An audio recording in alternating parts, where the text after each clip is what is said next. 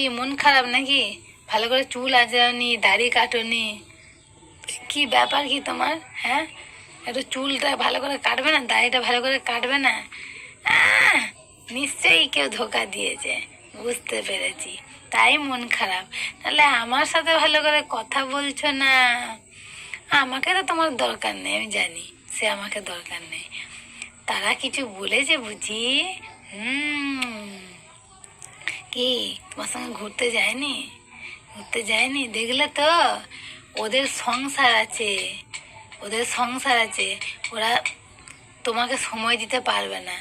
তুমি এসব ভুলে যাও, নিজের বইয়ের কথা ভাবো। আমাদেরকে নিয়ে তুমি কেন সুখী হতে পারো না?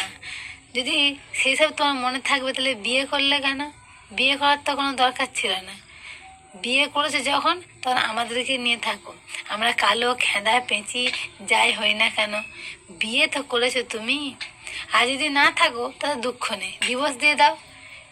কিন্তু তুমি ডিভোর্সও দেবে না, আবার আমাদেরকে মনে দুঃখ দেবে। অন্য মেয়ে হলে এতক্ষণ কাঁদতো, হ্যাঁ, যে আমার স্বামী আমাকে ভালোবাসে না। কিন্তু তোমাকে অন্যজন দুঃখ দিয়েছে বলে তুমি কাঁদছো। আমি তো তোমাকে দুঃখ দিইনি, তা তোমার মন মরা কেন?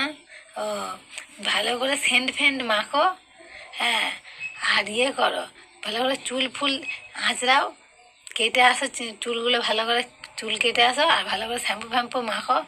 দেখো আবার যারা তোমাকে দুঃখ দিই তারাই আবার তোমাকে ডাকবে। দেখো, তারপরে তুমি বুঝতে পারবে তোমার সব পয়সা একদিন শেষ হয়ে যাবে। তখন কি করবে? এখন জমিয়ে রাখো, জমিয়ে রাখো।